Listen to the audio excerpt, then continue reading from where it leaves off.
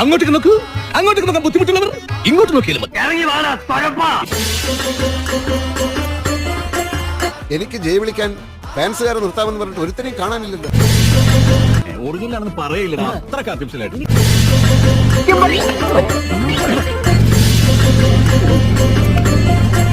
കളറായിട്ടുണ്ടല്ലോ. Constable തള്ളിക്കോളൂ.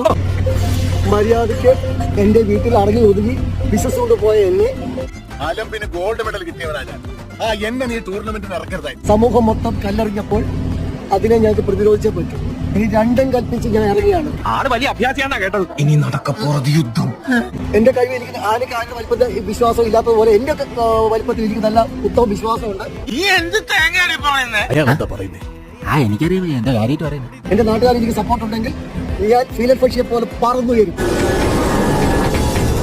അപ്പം എന്നെ തടുക്കാൻ നിങ്ങൾക്ക് ആവില്ല മക്കളെ. അവരോട് പഠിച്ചു